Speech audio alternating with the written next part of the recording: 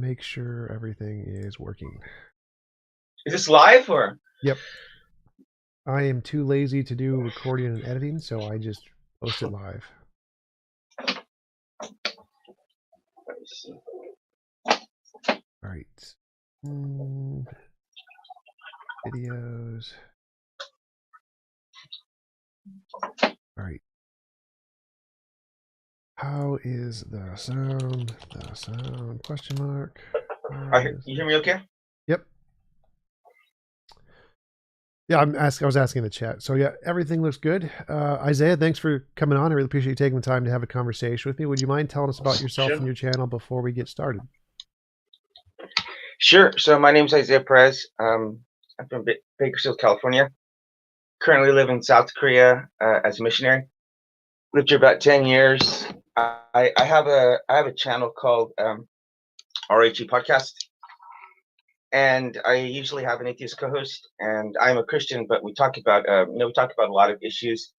Many of them not related to directly with God or spirituality, such as bullying or mental health and stuff like that. So, but a lot of it does have to do with with religious talks. It's like the problem of evil, or we do a lot of things to try to see from the other person's perspective. So sometimes we'll talk about the weakest sides of our position, or maybe we'll talk about the strongest sides of the other person's position. So it's not a matter of always debating, stuff like that. Cool. And where can they find you? Like your YouTube channel link? RHGpodcast.com, or just a respect, humility, empathy podcast. So Cool. it's interesting. It's kind of like an Anthony, kind of like a street epistemology kind of. It's just we're not trying to win debates. It's normally actually I would like to rename it maybe a parallax, whereas we're trying to see things from a totally different perspective to kind of add to our perspective to see like a whole balanced view. Because I think sometimes when you debate and you want to prove something right, you can tend to overlook some things maybe because you're trying to just disprove something. And so kind of like you can't see the forest from the trees all the time. So we just try to be objective, and we like to have a good time, Sure. like So, laugh and yeah, all you good. mentioned the best argument for the other side. Like right now, the best argument that I know of for theism is the argument I've heard from Siddharth and the Hindu side, where they argue that the Hindu God has predicted, or the Hindu holy text predicted the age of the earth in 1%, like 3,000 years ago. And I consider that to be like the best evidence for God I've ever seen. That would be from my perspective. Wait, they predicted the Earth what? I didn't get that. The age of the earth. So they, in the holy books, the Puranas, it predicts the age of the earth is about 4.5 billion years old. Really? Wow, Yep. wow, that's amazing. Yeah.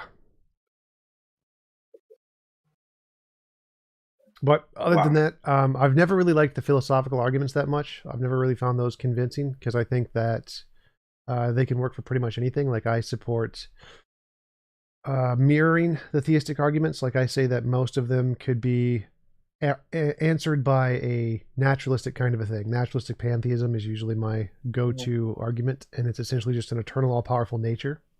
So if mhm. you had just take the God, remove the consciousness, just have some kind of a quantum field, that could answer all the different arguments from God from my perspective. What do you think are the strongest arguments that Theist has from your perspective? What do you think convinces you? You know what? Um, I mean, I just got to be honest with you. I'm not extremely convinced. Not entirely. I don't. I think it's pretty hard to. I think it's pretty. I don't think I could ever win a debate as far as we're talking about with God, or specifically Christian God. I have kind of a unique story because I was minister's kid, and I really wanted to rebel against my parents. So I wind up looking into every world religion and getting them all tattooed on me.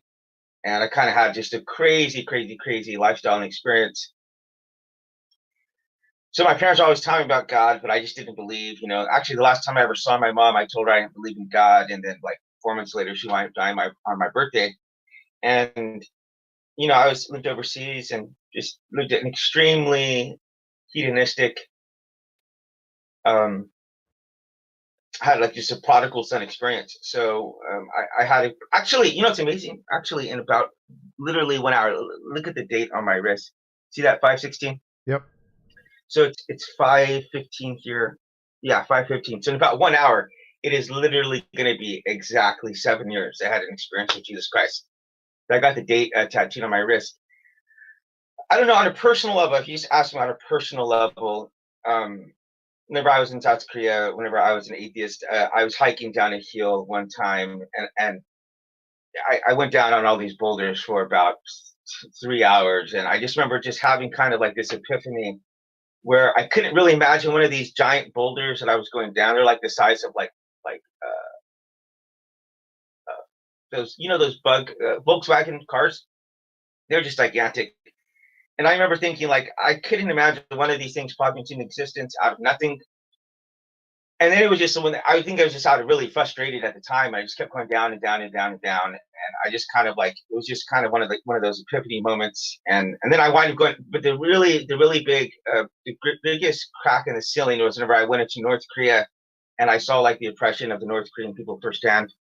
And then I tried to balance this inside of my atheism, inside of my Darwinism, dog eat dog worldview. And I remember thinking, like, man, some of the stuff I saw was really, really disturbing. And so it was just a huge crack in the ceiling for me. I didn't become a Christian after that, but I think I kind of went into this deism camp for a while, and I remained there until I had an experience with Jesus Christ myself that knocked me into that realm.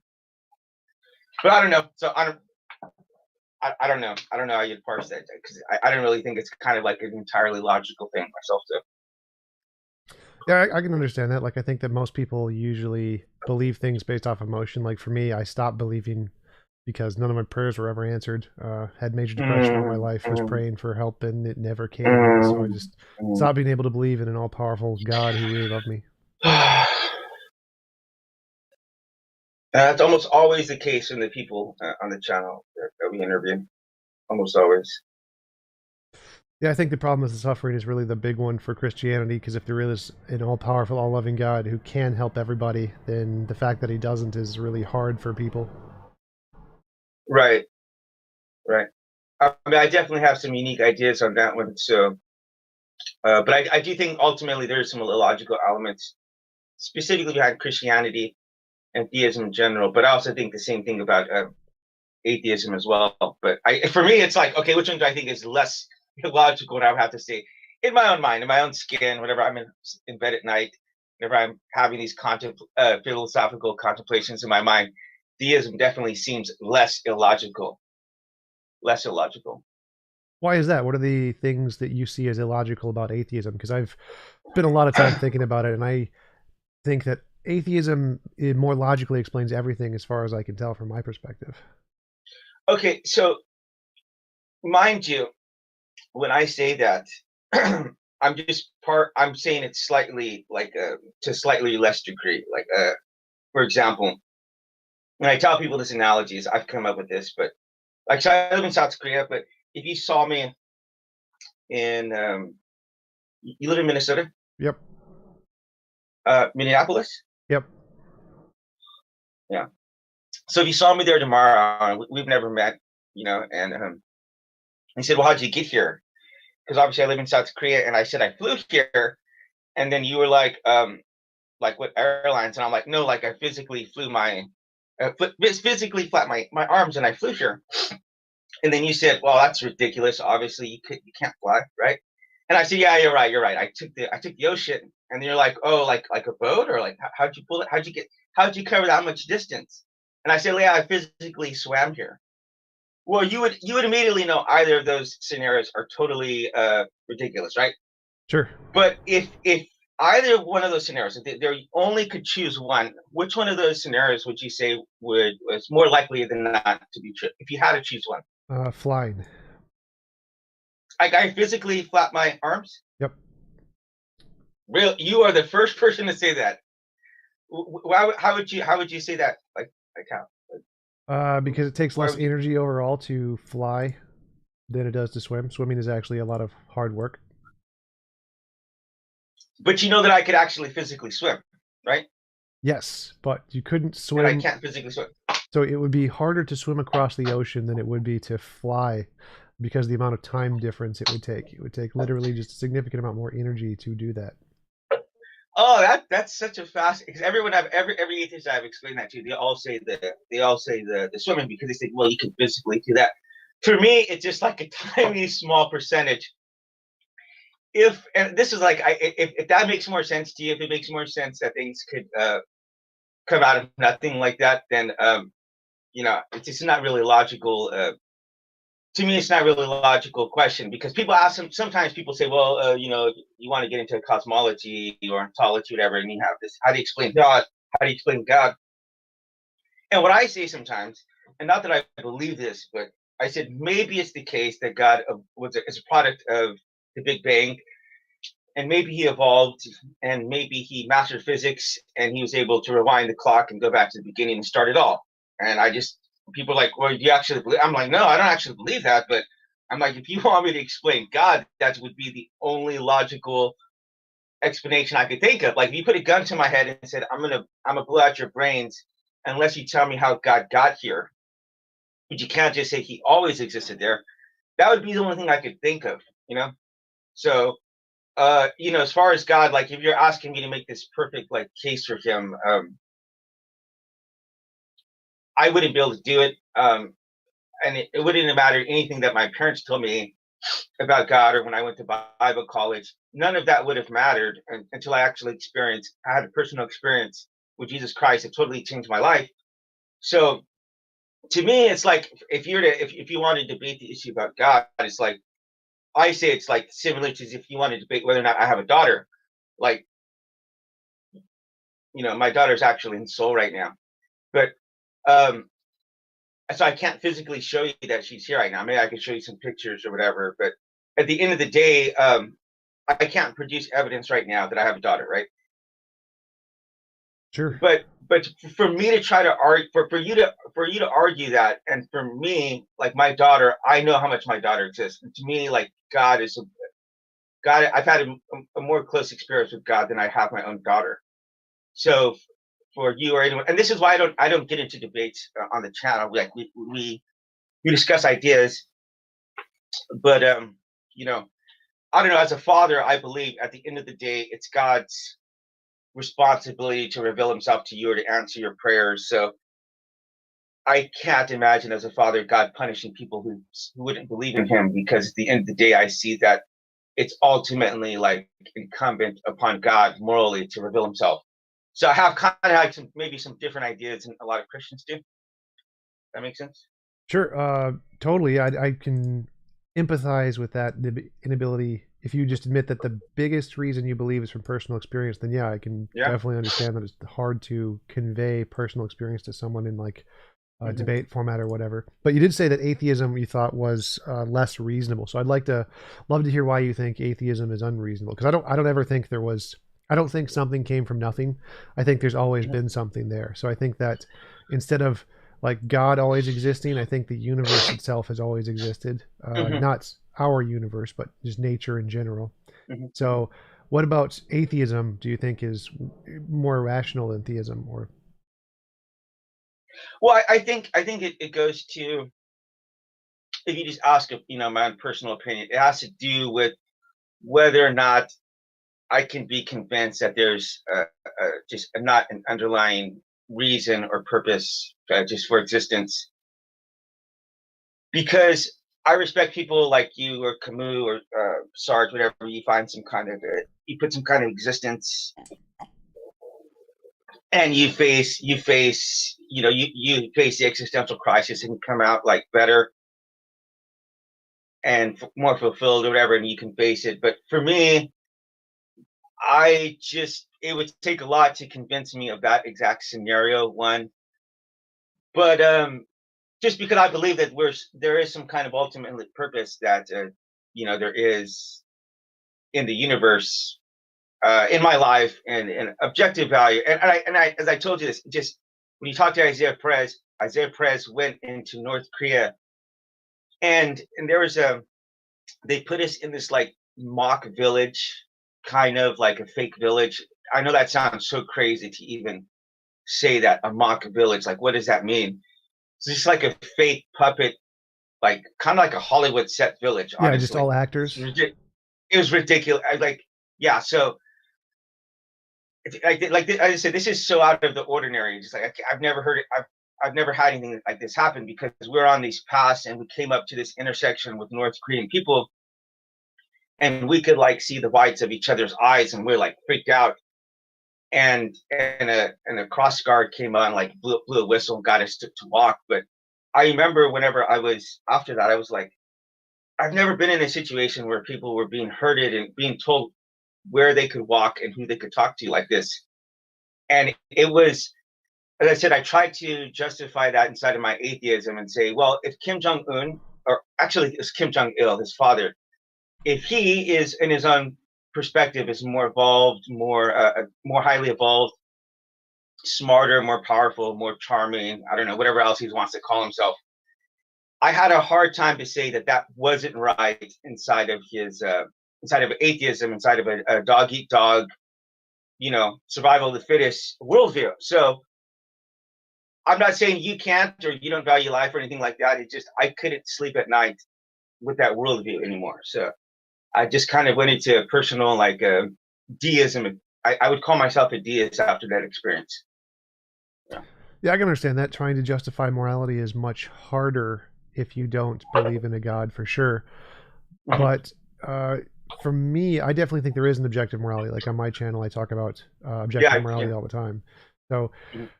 it's how would that be justifiable in a worldview with a God? Why would that make more sense? Because for me, I think it would make less sense. Like if there is a God, why would he allow this? He could easily stop this or prevent this. Wouldn't that make the God evil for creating the world like this?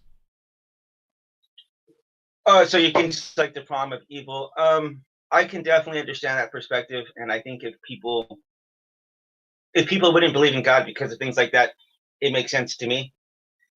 So I understand that because that seems to be the number one goal. I mean, so that seems to be the number one like problem that people have. So I do understand that. I don't. I am not personally convinced by that because I do see an ultimate purpose for evil that's existing for a temporal time, and I believe that it is going to exceed the time in which um, there is a purpose for it, and so it's going to cease to exist, and then we're just going to be left with the goodness. Like for example, here's what I tell people sometimes: is that Genesis 1, you see that no one's supposed to eat meat, and I know, I've heard you talk about vegetarianism and stuff. So in the first book, animals and humans are supposed to eat plants. And then when Isaiah talks about heaven later on, he says like the wolf is going to lie down with the lamb. So basically, they're going to eat grass together, and it says they're going to eat straw. Like it says like the lion's going to go back and eat straw again. So when I see the beginning part, there's vegetarianism, and then heaven, nothing's going to die again, and so we're experiencing something for a temporal time so that we can ascend to the next status that we need to. Like, for example, if the Mormonism view of God is correct, then everybody was born in heaven and we've consciously chose to come down to earth to live our lives so that we might ascend up to God status. But we need to experience pain, we need to experience evil, we need to experience fallibility because that's going to prepare us for the next moment, if that makes any kind of sense. But I'm not a Mormon, but I think if you just entertain that for a second, that if you could choose, let's say for example, if you were in heaven and you didn't have free will, you would sit around and say, "Man, I really wish I could go down and make some mistakes or die or something like that." To kind of, if you were created immortal, that you couldn't die and you couldn't experience any kind of suffering, I would think you'd want to come down and have the experience. But that's kind of how I think about it myself. Maybe that doesn't make sense, but it makes sense to me. Yeah, when I was thinking about it, I came to the conclusion that if an all good, all powerful God existed, he could have created the world in a much better way than this. Like he could have given us the option to Right. say, like, I'll give you the option. If you want to, you can come down to Earth and experience suffering, like you said, Sure, or sure. you can go Mhm. to your own world of your own design, like, and not experience the suffering. Like, the suffering could have a benefit, and if you go experience the suffering, you'll gain that benefit, or you can just go to a world that you designed, however you think you would want to live. Right, right. And Hmm. if a God gave us that option where we could choose to be in this world, then it would be perfectly moral, it'd be perfectly fine for us to come down here and experience suffering. Right, right. But it seems to me that a God who would force us to be here without our consent is evil. That would be evil because we'd have to deal with people like Kim Jong Il, Kim Jong Un. And Hmm. so it seems to me that because we are forced to be here without our consent, that if there was a God, that would make him very, very evil instead of giving us the option to just go to our own world. Well, again, you're assuming that you haven't made that choice already. And so I would say maybe you did make that choice because for example, you know what I mean? Maybe you were creators. I mean, maybe you had to have maybe you had to have your memory wiped. I live in South Korea, so we don't have access to guns. You know, so for me, it's hard to think like an American because I've lived overseas for 10 years and I've had 10 of my friends murdered from guns. So we do things like give up a lot of our freedoms, such as not having guns or not seeing violence depicted so freely on TV. Like, I'm sorry, I'm a WWF fan, so I still like watching WWF. And one of the things I like the most, I know it's kind of embarrassing. I'm almost 40 years old, but one of the things I like the most is whenever they do headshots, and then with the chairs. But as soon as they do the headshots here, it pauses, and then you just see the guy on the ground afterwards on the floor. So I like seeing those headshots, but I can't watch those here, you know. And if there's someone gets shot and they blur it out with all kinds of blood, they'll just make it go fuzzy. Or someone smokes a cigarette, you'll see it all fuzzy. You can't really see the cigarette. So there's a lot of things that we give up like that. Even being able to smoke weed, you know, I might enjoy a few tokes here and there, but you know, you just can't get access to things like that here. So you don't have to worry. I could walk around at 4 o'clock in the morning and not have to worry about guns or drugs or gangs or anything like that. And I'm from California. You simply cannot do that. You know, you cannot go walking around at 3 o'clock in the morning. So I would say I would personally choose not to have freedom if I could. If I could make that choice, I would, because I don't think freedom is a good thing, honestly. So I would choose to not have freedom if I could personally make it, because I think the more freedoms you have, the more dangerous things you're going to get. Because I see it here in South Korea, so Yeah, I definitely. understand that. You know, Yeah, it's definitely yeah, possible that we did choose this world and we just had our memory wiped and uh just huh, forgot about it. But it seems to go against what the Bible says, because the Bible says that God puts us here and he forces a lot of things on a lot of people. Like, he hardened Pharaoh's heart, he drowned the uh huh, world, he did a lot of things that I would consider very immoral, the yeah, Christian God sure, in particular. sure. So it seems like Mhm. if there was a God who did that, yeah, that would be perfectly fine. But it doesn't seem like the Christian God, if the Bible account is true, that that is what he did. It seems like the Christian God, by comparison, is very evil from my perspective because he's killed so many people by Sure. his own word. Mhm. Mhm. Well, yeah, I totally get that. But one thing I try to tell people is okay, uh, and I don't believe these kind of things. I kind of just philosophically throw out some ideas, right? Like, I'm not saying we were created in heaven. Like, that's not my argument at all. I just try to philosophically think of frameworks in which, because I'm just kind of like about more about doubt and skepticism inside of, even inside Christianity. This is why I mentioned God maybe evolving from the Big Bang. Like, I have no idea where God came from. One, and if I'm to guess onto why is God doing immoral things, I can have two possible solutions. Like if you say God, excuse me, if you say that God is doing immoral things, and I totally get that. If you're doing genocide and killing people, what I say is, so two possible things has to happen, has to be the case here. One is either God is not 100% like omnibenevolent, which I don't entirely see that that's necessary from scripture, that I need to believe that God is just 100% good, because it does sometimes, you do sometimes see him do something, he's like, he has some kind of regret about it. So it's either that, like maybe he has and if you listen to the evil God hypothesis in explaining, like maybe God has some kind of evil inclinations that he's trying to overcome. And I would say if that is the case, his character becomes then a lot more relatable to me because I was divorced with my wife for 5 years. I cheated on her, and I went back to America and I found Jesus Christ. I came back to South Korea and she got pregnant the first night I got back. But my heart has a lot of very evil inclinations. I would say I generally I want to be promiscuous. I have desires to be racist, and I have to keep all of that inside of me in check.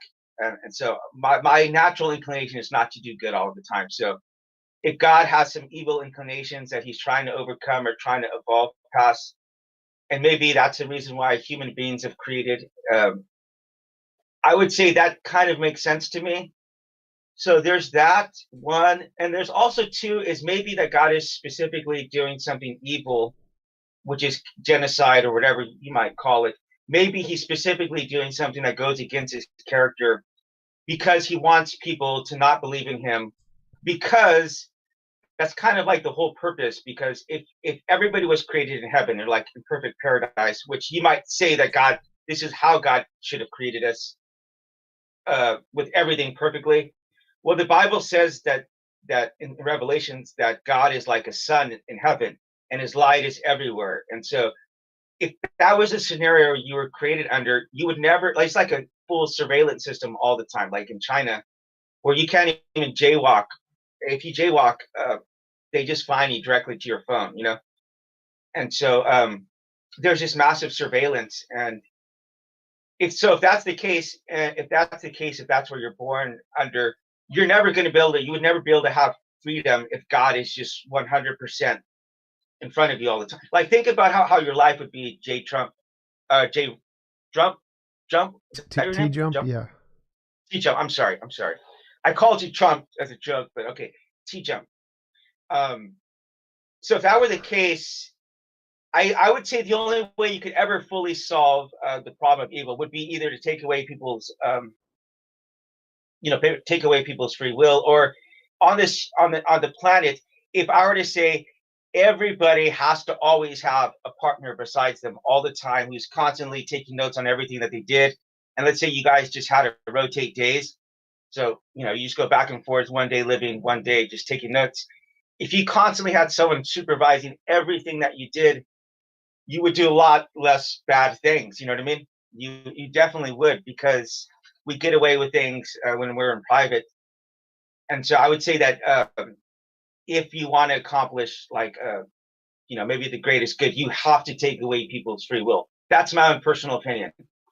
But of course, I live in Asia, so we're very communal minded here, where people are willing to give up some of their freedoms. So that's kind of like how I see it. So I understand the problems that you raise. I understand it. Yeah, for sure. So I essentially felt the same thing you did when you were in Mhm, North Korea and you tried to justify mhm, this under an atheistic worldview and you couldn't. mhm, When I read the Bible and saw God drowning mhm, millions of people, including mhm, babies, I couldn't mhm. justify that under theism. I was like, this doesn't make Sure. any sense. This for this guy to do this, he must be as bad as Kim Jong Il or Kim Jong Un, or worse, Yeah. because he's Yeah. killed even more Mhm, people. And so mhm. it seems to me it's harder to believe in a God who's a ground of morality because he's doing equally as bad things as the humans, um, as Kim Jong Un, Kim Jong Il, Stalin, Hitler, all those guys. And so it's really hard for me to think that Yeah.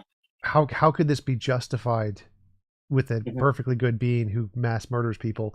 And so I yeah. think that it's harder to explain those things in Christianity for that reason.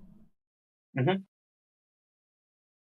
Well, that's what caused me to become an atheist. I went to Bible college and I became an atheist for that. There's multiple reasons, actually. I was in love with a girl, and she went on a mission trip to Indonesia, and she got bit by a snake and died. Her name was Holly Miller. So that was like a big blow. But then, yeah, reading through Genesis and then trying to listen to your professors like justify all of this stuff, and you're like, wow, like really, like really, like, okay, like for example, let's take like Sodom and Gomorrah. If God's going and bombing and destroying these places, and you're like a reasonable parent would come down and try to help their children, or if God's created Satan and demons, like it seems like ultimately at the end of the day, God's the one responsible for the evil. So I understand that. And again, if you do create the Satan and you do create the demons, there has to be some kind of overlying moral purpose for it. So the way I think about it, and I may be wrong, I may not have the most accurate view, but it seems like God is intentionally doing the evil. God is intentionally creating the evil. It's because we have to experience it so that we could contrast it with, you know, with with the bliss, with the perfection. So, assuming for a second, like the Mormonism idea is true, and you're in heaven, and God's created everything perfectly. Well, I could very well imagine God being up there with the angels and saying, you guys aren't like grateful at all for anything that I've done, because you guys have never experienced, cold, or you've never experienced hunger, or you've never experienced evil. And maybe that's one of the things that Satan was up there with, because apparently he was created in heaven. But maybe he's telling people, hey, we need to have free will. Like, this is not right that you're having free will, that we don't have free will, because it doesn't make sense why God would create angels and demons and then create humans afterwards. It's a devolving, it's a de-evolution in your creation. Like, it makes sense if he created humans first, and then later on he created um, angels later on, but then you see the exact opposite. Like, angels and demons were created first, and then humans are. So, like, if I'm trying to analyze this and try and hold God to a standard I would hold anybody else to, a lot of this stuff, you're right, it doesn't make sense. And if you're a parent, I have to ultimately say, there's no way in the God's green earth God could ever like reasonably send someone to hell or punish them, because it's incumbent upon you as a father to nurture in your children. So, like, if my daughter thought you were her father, I would never get angry at you or my daughter. I would say that's a reflection on Isaiah Perez not being a good father. So I kind of have some different views on this than other Christians, I would say, and I recognize some of my thoughts are a little bit unorthodox. But on the other hand, I try to hold God to the same exact standard that I do with logic, that I would any other proposition that gets presented to me. And so I understand your skepticism. I do. I really do. Because it caused me to become an atheist myself. Yeah, definitely. Yeah. I think your take is very similar to Islam. Islam says that God isn't perfectly good either, that he can get angry and do immoral things. And so I definitely think that's a more reasonable view than the current Christian paradigm in the US, which is that God is perfectly good, even though he killed millions of people. Right, right, So what else? What other kind of stuff right. do you talk about on your show? What other interviews do you have? Oh, and there was a question in the chat about what your tattoo, what it means on the one on your chest. Well, this was the Eye of Ra, actually. I got like, whenever I was a non-believer, I got like a justice, peace, truth, righteousness, justice, kind of like this set. And these were like from a secular standpoint, but I got them like tattooed around my. I got that, so I got the eye of that. But I got the rest of the world religions like tattooed on my back. Islam. I got a lot of I got this done for me, and this is a North Korean atheistic philosophy. It means Juche, and I got that done in Israel. So I got like a lot of paganism. I got like a phoenix tattooed on my leg, and um, some Egyptian stuff on my back, and Islamic. But yeah, you know what I gotta say, man. As far as Muslims, man, I went into Palestine and I stayed at a mosque in Palestine for a week. I gotta tell you, man, those are the coolest people I've ever met in my life, man. They're the nicest people, most gentle, humble. So yeah, we have Muslims come on. We've had a sidekick. We've had singers. We have an Olympian coming on in about 6 hours. We have a gay NFL player coming on to tell his story. This was me. This was me in Israel. You can see that. I went into Palestine and stayed in mosque for like a week there. So I was interested in a lot of different things. I went into lived with the Buddhist monks to see how they live, and Oh, they where was told me I'd that? make a great monk. Oh, it's great, man. Where I mean, where where were you with the Buddhist monks? Was that also in Palestine, South Korea, South South Korea, Korea? South Korea. Yeah, I went into Palestine like as a excuse me. I guess I was a deist then, but I just wanted to learn about Islam. I said the coolest cats I've ever met in my whole life and are Muslims, and I've been in dozens of countries now, and those are the nicest, most gentle people, far more than any Christian I've ever met. So, um, in fact, I was in Jericho, which is like the historical backdrop for the Good Samaritan parable, and the whole point of that story is like it's the non-believer, it's the gay, it's a transsexual person who goes and understands the heart of God more than Christians do or believers, because you have the priest, the person gets robbed and he's left there for dead, and the priest comes and like walks over him, and then the other like teacher goes and walks to the crosses the road so he doesn't have to see this person. And then it's like the modern day equivalent of like a Muslim who comes and helps the guy at his own expense, which really just shows that, like, I'm not a very big fan of Christians because I think a lot of times they've missed the message of Jesus Christ. So I try to live that out, in my own walk. Yeah, that like parable that it's easier for a camel to pass through the eye of a needle Yeah, than for a rich man to get into heaven or something like that. sure, sure. And if you read the Gospels with an open mind, you'll see that more often than not, it's almost always the religious people who dislike Jesus Christ the most. And it's the religious people who are like number one on his punch list. So he's hanging out with prostitutes and drug addicts, and the equivalent of drug addicts. And I'm sure if Jesus was here today, he'd be hanging out with gays, and I'm sure he'd be doing podcasts with atheists. So we talk about a variety of issues. Like, for example, we have like guys who come on and talk about like bullying, because that's something that's going to affect us either way. Mental health issues. If you're Christian, like my mom had a substance abuse issue, and she's a minister's wife, and we had to hide that stuff from our congregation. And to me, I would rather deal with issues and talk about bullying. I talk about my experience as a bully.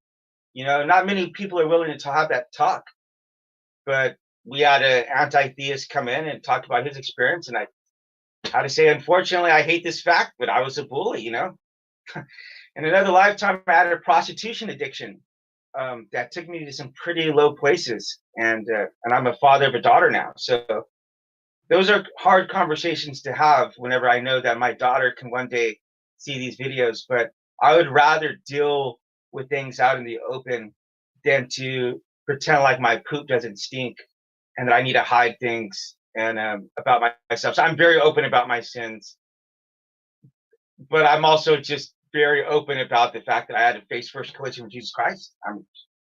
In 20 minutes, it's going to be 7 years, so it's kind of a special, special moment that I'm on here with you. Yeah, can you tell me about that experience? The face first collision with Jesus Christ? Well, you see this tattoo right here, Yep.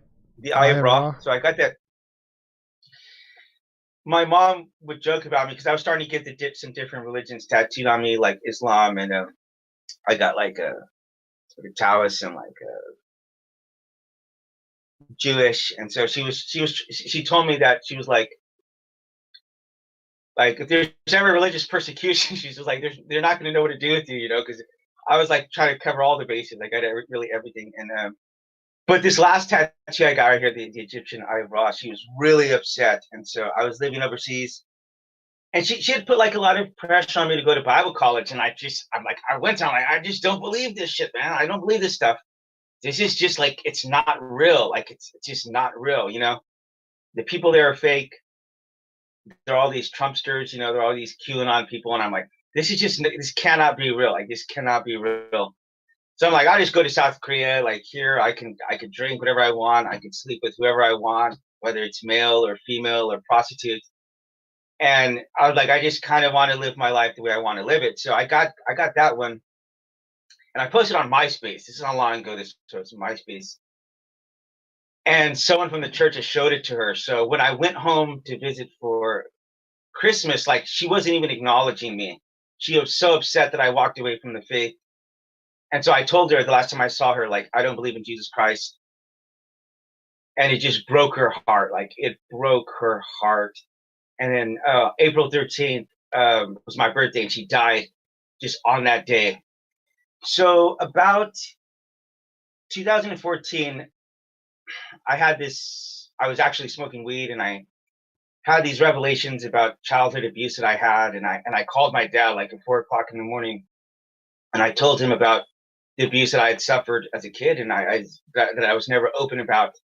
And for me, smoking marijuana helped me to confront that side of me, these demons, these skeletons that I traveled the world trying to run away from. And he's like, "Oh, Isaiah, let me pray for you." And I'm like, "Dad," I said, and I finally said, like, "Don't ever mention the name of Jesus Christ to me again." And I said, "I want you to promise me that you will never, ever, ever mention the name of Jesus Christ." I said, "This is proof that God doesn't exist, Dad. Like what happened to me." So ironically, probably like 2 days later, I'm just in my room, and I know what you're gonna. I know what other people say, but it is embarrassing to mention this fact because I was smoking marijuana at the time, and I was drinking because that was a very frequent thing I would do. But I've done this a lot. Like I've done this a lot. I've never audibly heard the name of Jesus. I've never audibly heard Jesus speak to me, except for this, this instant. But he spoke to me, and it really scared me because I jumped across my room. I thought someone had broken into my room. But he basically told me, who he was, and he said that he was the light of the world, and whenever people chose darkness over light, that you don't blame the light.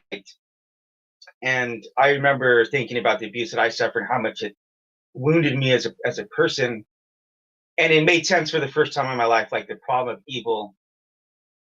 And so he said some other stuff, and I wanted to give my life to him in that moment. And as I said, about 10 minutes is going to be 7 years. But man, that's some really amazing stuff wound up happening after that when I gave my life to him. And I wound up experiencing the dark side of the universe, such as a satanic and the demonic side of the universe, stuff that I just positively did not believe in. But again, it's like I wouldn't have this debate with you because if you were to say that sounds like total BS, I'd get that because my whole family thinks I'm a liar, and they forced me to get into counseling after I had that experience because it sounds so crazy. So I did. I had to get counseling, and that prepared me though to be able to be a husband now because I was after 3 years there. I did come back to South Korea and reunite with my wife, and so it's been now about 4 years that I've been back here in South Korea. So yeah, it's been a very interesting journey, a very very interesting, and I would not recommend it to anybody. The route that I went down, I'm like the whole like not drinking. I wish I would have not become an alcoholic. I wish I would have not experimented with all the drugs. I wish I would have not have tattooed myself head to toe with all the. I wish I wouldn't have gone down that road, but it was a road that I needed to go down to see that to experience God firsthand.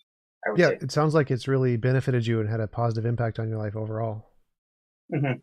And Hmm. so that's something I don't really care what anybody believes. It doesn't bother me whatsoever. I think that if something helps you in life, then it's a good thing that you believe it. And I think that's more important than anything. I think that being able to find purpose in life is probably the most Yeah. important thing. Can I ask you a question now? Sure. Um, because I was a vegetarian actually prior to coming to South Korea, and but unfortunately, because I've traveled to so many different countries, I think like the number one way to experience the culture is by eating their food. So I eat all kinds of stuff that I would never eat. Like I would never do. If you offered me some snake blood right now, there's no way I would just eat it. But I mean, if I'm out in a different country and I have opportunities to eat different stuff, I'm a lot more adventurous than I would be back at home. But how do you? I don't really see if you believe in evolution. Like I don't, and I believe in evolution as well, by the way.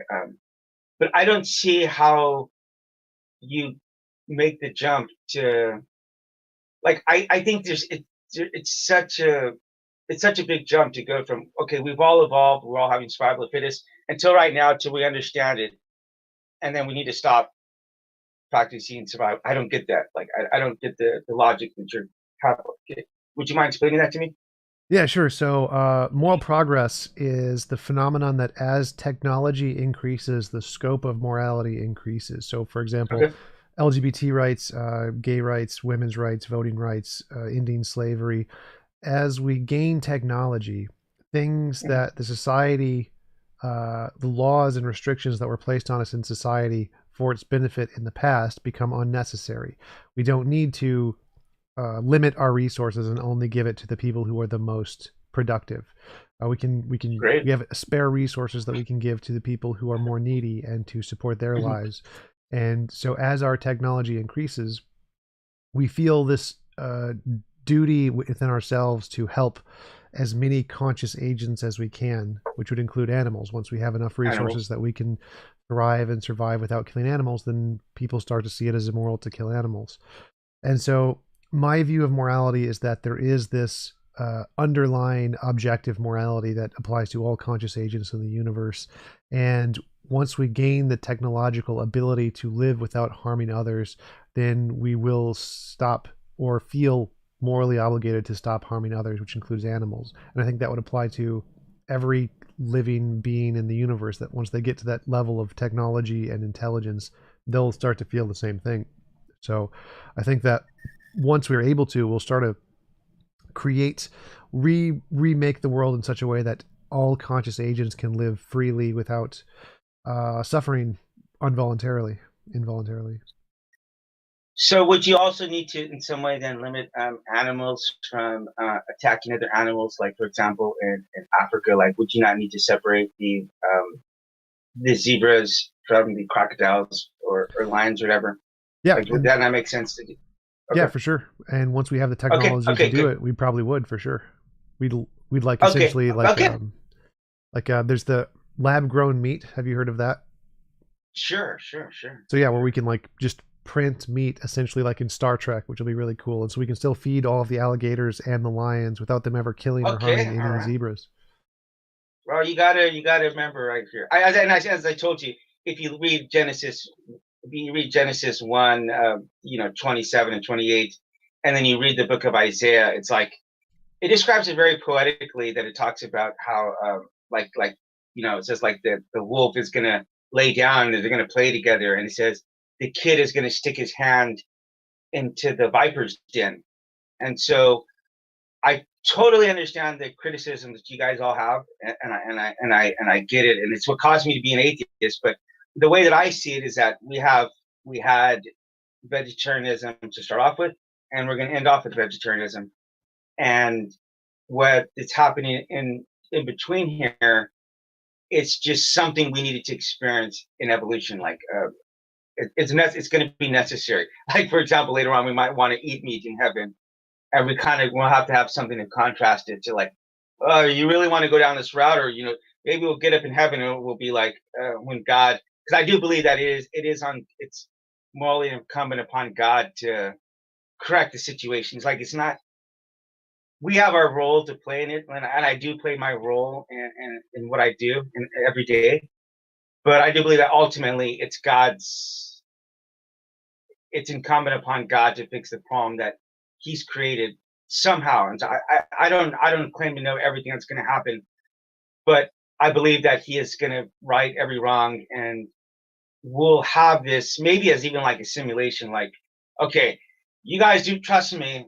God's going to say later on, trust me when I tell you you do not want free will. Like it's not a good thing. People have free will, then they're going to start to abuse it. So that's just kind of how I feel. And I realize there's a lot of the things I throw out there are doesn't make Christians comfortable. So I understand. But then again, it's like I've lived overseas for 10 years, and I've learned from lots of different religions. So for me to just say, "Oh, Christians 100% right and Islam 0% true," it's like I'm not gonna say that. I've lived with some of these in Buddhist temples, so I mean I get it. You know what I mean?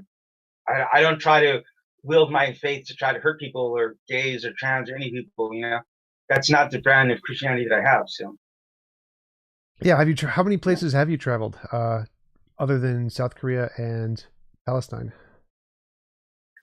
I went to Egypt, uh, Canada, Mexico, Philippines. Went a lot of places in Europe. Spent about like 4 months in Greece. Uh, One of my craziest experiences was like in Palestine. Then like um, it's, I mean, I honestly wish everybody would go and just live like a couple of days, at least a couple of days, and would hang around with people from different other religions. Like I honestly think if we're gonna have peace, we have to be out interacting with people, and I think empathy is like the most powerful word in the English language, maybe even more powerful than love, because maybe not everyone's going to be able to love people who they disagree with, but if you could just see things from their perspective and understand that there are other yous out there in the universe, and maybe in a multiverse that could very well be you in the next multiverse. Maybe the multiverse does exist, and maybe that the other person, that maybe you're going to be the transsexual the next lifetime around. And so when you understand that nobody's asking to be born into the situations that they're born into, then we can have some understanding that, hey, maybe I need to treat this person with respect and compassion.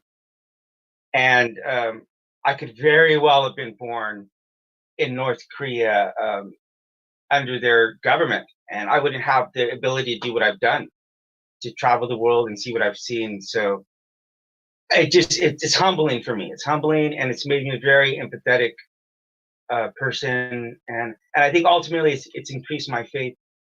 I wouldn't have had the faith that I had, because remember, before I was a minister's kid, and I'm like, I'm this goody two shoes.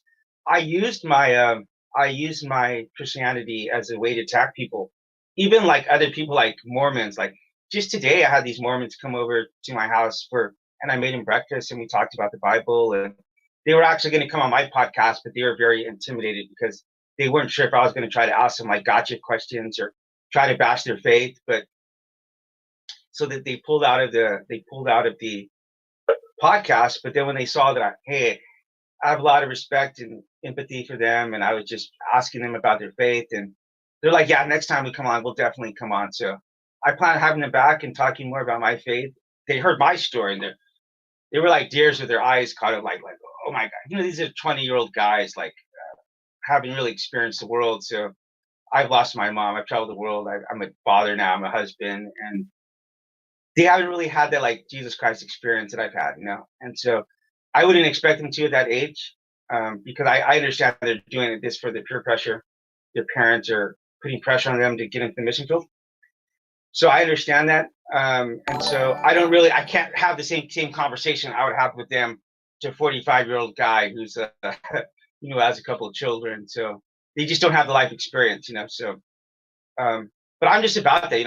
I share my ideas, and I talk to people who are animists or agnostics, deists from the channel, and I'm just trying to create a more empathetic world, I would say. Yeah, I can totally relate to that. I think that having the opportunity to talk with people of different worldviews is a really important thing that definitely we should do more. I think that we get too locked into our echo chambers talking with people we agree with, Mm-hmm. and that doesn't really help anyone to grow intellectually. And so I think it's a really important thing to spend time talking with people of different worldviews, and that's one of the things I do a lot for my channel, and that same with you for your channel. And so I think that's a really important thing, and it's a really good point that we should all try to Sure, embrace more, for sure. sure. Well, awesome. We've been I've going. What? Go ahead. no, good, good. Oh, we've been going for about an hour. I was thinking about start wrapping up soon. If you have something else to say, go for it. Okay. No, I was gonna say your channel, I saw a couple of debates that you've done, but one of the debates that I saw that I was like, seemed like you guys spent just 2 hours like talking in circles. I was like, I don't really see why Christians. I really don't see why Christians engage in these kind of debates. Like, it just, I think that it doesn't, like, you could win someone in a debate, and it's not going to make them believe in God if you turn them off with the way you're behaving, or if you're interrupting and stuff like that. So I don't think that Christians should engage in the same kind of debates that I've seen people engage in. But on the other hand, uh, you know, I do think it's good to exchange ideas, but I think one of the things I post and I talk about in my book, and Dale Carnegie's book, How to Win Friends and Influence People, it lists like the ways to debate someone and exchange ideas without letting things get heated. And one of the things is just to genuinely ask yourself, like, could this person be right? And I think not enough people entertain that. Is it possible that I'm wrong? Because they're so busy trying to entertain that they're right and the other person is wrong. And so one of my atheists, because I use multiple atheist co-hosts, but he says like you have to hold the person's idea in your mind. Like you literally have to understand, why does this person believe this the way that they do? And I don't think I've ever heard it phrased in such a good way as what he did. And I was like, wow, that's a brilliant way to put it. That you have to hold their idea. It doesn't mean you agree with it, but you genuinely have to understand, like, why is it that this person believes what they do? And so I found the more that I can do that myself, it's made me into better. It's made me into a better Christian. It's made me into a better father and a better husband. To try to see things like from my wife's perspective, Oh like I yeah, genuinely absolutely. try to see that. It's hard because she's Asian and she hasn't had the same kind of life experiences that I have. So I bump heads with her all the time. So I try to, and I don't always succeed. I definitely don't always succeed. So I try. Yeah, for sure. I mean, but I actually think I kind of enjoy some of the more like combative ones because I think that's more of just I treat it kind of like a game. I think it's more like a basketball game where you're just testing ideas against other people's ideas. So even the ones that are more argumentative, I think are still fun and productive in some sense. Even though you're not going to convince anybody, I still think that the testing your ideas against their ideas is still a fun process. I just don't see. I know I've seen the one with you and Aaron Raw. Like what are you accomplishing when you're telling the person to shut the f up? Like I don't see how that's helping the conversation at all. Like I just don't get it. Like it's not it. I mean, we have a small channel because people don't like to generally see just people sitting down and be rational.